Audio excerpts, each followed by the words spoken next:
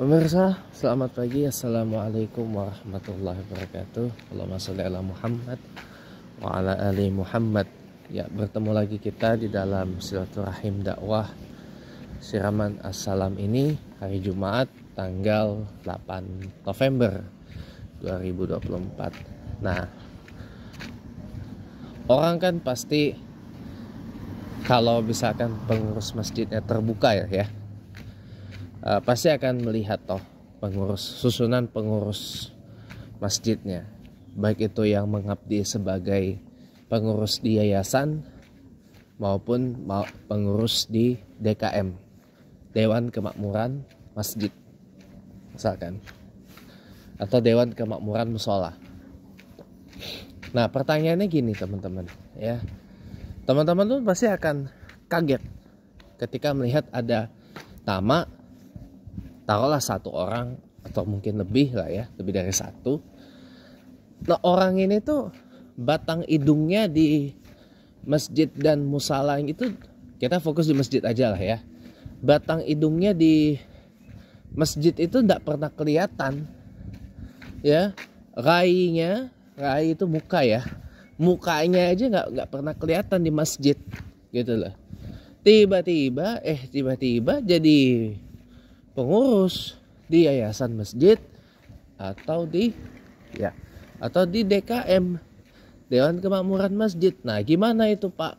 Ini responnya gini teman-teman ya.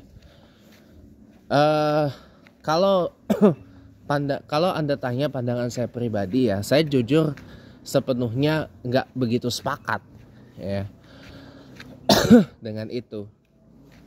Orang yang batang hidungnya, yang mukanya aja, yang matanya aja nggak pernah kelihatan di masjid ya, tiba-tiba kok jadi pengurus yayasan, pengurus DKM gitu misalkan. Kalau Anda tanya saya seperti itu, saya nggak setuju secara pribadi lah ya. Tapi kalau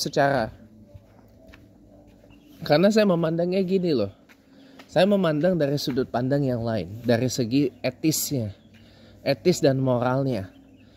Ya, hendaklah pengurus masjid itu, apalagi pucuk-pucuk pimpinannya ya atau KSB-nya gitu, ketua sekretaris bendahara masjid,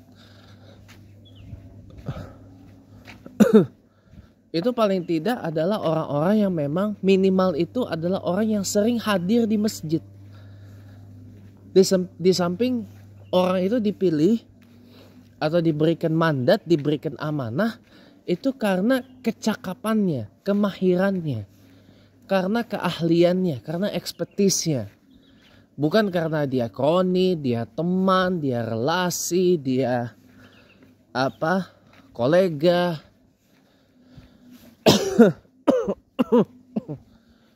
atau hal-hal yang lain lah, atau karena hubungan keluarga, hubungan kerabat, atau karena ada, mohon maaf nih, amit-amit jabang bayi, jangan sampai terjadi, anak utang piutang. Nah, coba itu bayangin, anak utang piutang, atau karena disandra. Kamu kalau hendak jadikan saya ketua yayasan atau ketua masjid, nanti kamu kasusmu saya buka loh. Itu gimana itu? Ada sampai segitunya. Jadi itu kalau yang udah kayak gitu gak pantas dipilih sebenarnya. Kalau orang itu dia memang mahir, dia cakap, dia terampil, dia handal gitu ya, dan dia ngerti bagaimana mengelola masjid itu. Saya ini walaupun diragukan ayah tiri atau ayah sambung saya ini kecilnya ini ngikut almarhum papa kandung saya ke masjid terus. Dan almarhum papa saya itu juga pengurus masjid dulunya. Jadi ya saya ini sebenarnya tahu bagaimana cara ngelola masjid itu. Cuma sayang, saya 2 kali nyalon jadi ketua masjid gagal terus. Kenapa? Orang sini milih ketua masjid itu karena popularitas. Karena populer, karena terkenal di masyarakat gitu. Kalau nggak populer nggak dipilih. Padahal kan kita bisa belajar dari Iran. Maaf, saya bahasa politik dikit. Kita belajar dari Iran. Iran itu tahu nggak? Tahun 2013 ketika Hasan Rouhani itu terpilih sebagai presiden, nggak banyak orang yang kenal dengan Hasan Rouhani ini. Relatively unknown cleric. Orang lebih mengenal dengan sosok yang kemarin jadi presiden kemudian meninggal dalam kecelakaan, Ibrahim Raisi. Kalau dari kalangan ulama Iran. Kalau dari kalangan politisi, orang lebih kenal dengan yang sekarang jadi presiden Iran, Masoud Pezeshkian, timbang Hasan Rouhani. Tapi bisa kepilih, kenapa? Karena dia ahli, dia cakap, dia doktor, dia mahir dan sudah punya rekam jejak bagus. Ya, dulunya adalah bagian loyalisnya Ayatullah Ruhollah Khomeini almarhum.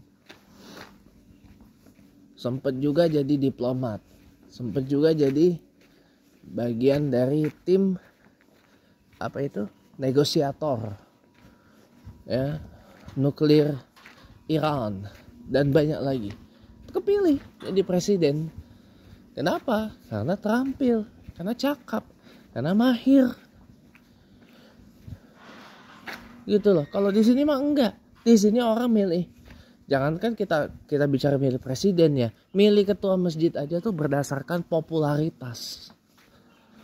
Ya popularitas, kalau dia nggak ahli, dia nggak mahir, ya bagaimana ceritanya? Kan kita diingatkan dalam hadis Sahih Bukhari Muslim, ketika urusan diserahkan kepada yang bukan ahlinya, maka tunggulah kehancurannya. Ini aja saya dengar pengurus Masjid Al-Karim Bui Mintar Permai Pesanggerahan Jakarta Selatan ini banyak yang komplain. Kok ini kenapa orang yang tidak pernah ke masjid, mukanya aja. Nah, guys. Nih, maaf ya. Ada salah satu nama yang tidak pernah kelihatan rainya atau mukanya tuh di masjid, tapi kok tiba-tiba jadi pengurus. Nah kalau secara etis, secara moral harusnya nggak boleh. Secara etis, secara moral harusnya nggak boleh. Harusnya tuh orang yang jadi pengurus masjid itu minimal orang yang rajin hadir ke masjid, rajin sholat jemaah di masjid, ya. Dan dia memang mahir, ahli, terampil. Jadi merit sistemnya tuh jalan, meritokratis.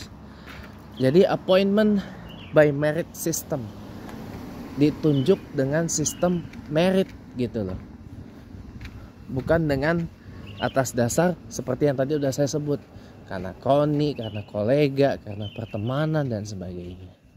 Nah itu nggak boleh kan. Mudah-mudahan ada manfaatnya.